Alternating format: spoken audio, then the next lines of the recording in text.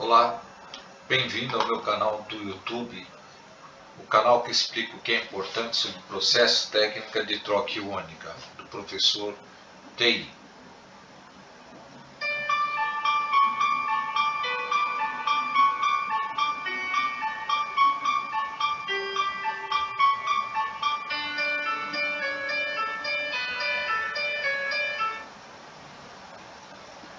Bom, hoje eu vou tentar explicar para vocês como se faz o cálculo do volume morto de uma coluna num processo de troca iônica. Bom, é importante saber como fazer a curva de Beck-True. Então, tem aqui o link, eu vou deixar depois escrito lá na descrição, onde vocês podem acessar e entender como é que se faz uma curva de Beck-True em coluna.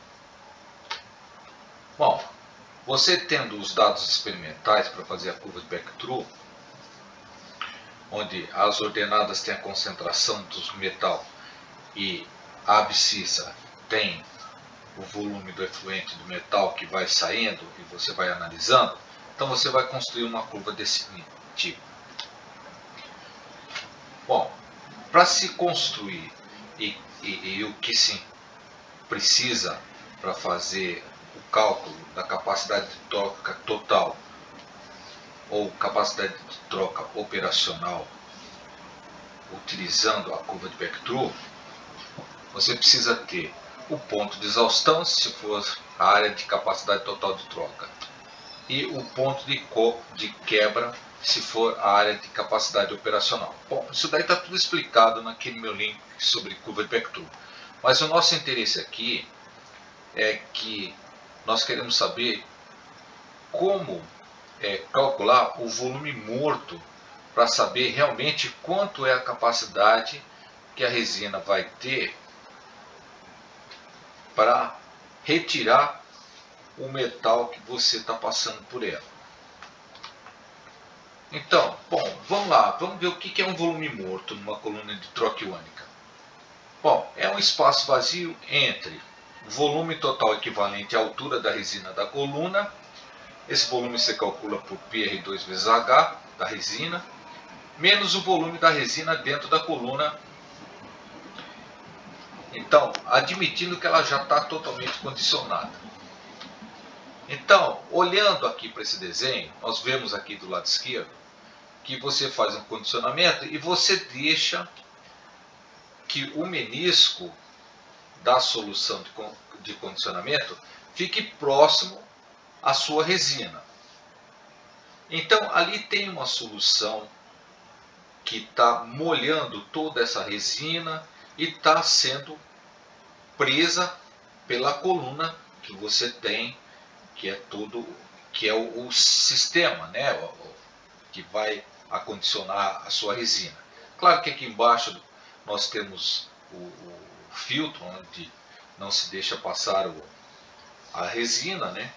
Então essa resina está suportada por esse filtro e pelo invólucro da coluna, que pode ser um tubo de PVC, um tubo de PVC transparente, um tubo de acrílico, ou mesmo tubulações quando você faz em tamanho industrial. Mas geralmente, às vezes, você tem ali um vidro que você consegue observar a altura da sua resina. Bom, quando você condicionou, deixou ali, depois de condicionado, sem começar todo o seu tratamento do que você quer, hein? Nós vamos calcular então o volume para saber descontar isso nos nossos cálculos de capacidade de troca total ou capacidade de troca operacional. Então, do ponto de vista prático, você pega aquela solução que está entre a coluna e a resina e faz o seu recolhimento. Então você deixa que todas essas soluções que tinha aqui vá para uma proveta, um medidor onde você consiga ver, e essa solução você pode medir. Considerando essa solução 100%, você deve considerar o volume morto 0,7 ou 70% do volume da solução. Por que isso? Porque quando você está fazendo a sua retenção do seu metal, né? Então, o que é para fazer a curva de Beck-Through? O que acontece? Quando você começa a adicionar a sua solução de estudo, ela, ao entrar em contato com a solução que existe aqui de condicionamento, o metal ele acaba difundindo um pouco para essa solução. Então, o volume morto não é totalmente esse volume que você recolhe. Ele tem uma parte que o metal acaba se difundindo, então você deve considerar como volume morto, ou seja, que não deve ser feito na hora de fazer a integração para saber qual é a capacidade de troca total da resina. Você deve descontar 0,7 ou 70% do volume de solução. Lembrando aqui, é claro que vocês já sabem que isso é só feito pela uma única vez, com repetição, né, para você ter certeza que seu volume está de acordo com uma certa estatística. E ao começar mesmo para valer o seu experimento, você tem que voltar a pôr a sua solução de condicionamento e lembrar que não deve deixar espaços vazios ou bolhas de ar entre a sua solução e a resina.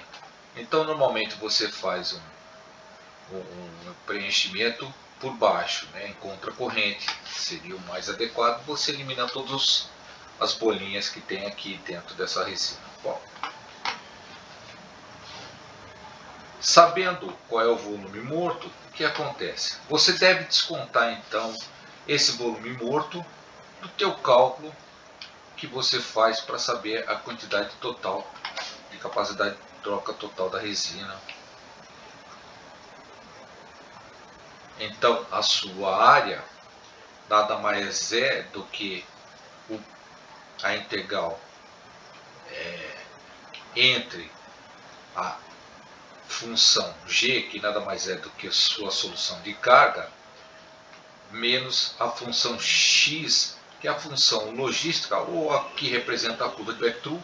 Como eu já disse, está explicado lá no vídeo de curva de Beck-Through, onde você deve, em vez de começar a sua integração do ponto zero até o ponto da capacidade de troca total, que é o ponto de saturação, você deve começar após o volume do volume morto. Então, no caso, vai ser a integração de B até o ponto de saturação entre a função g de x menos a função f de x. Então, pessoal, era isso que eu gostaria que vocês soubessem. Espero que vocês tenham gostado e obrigado.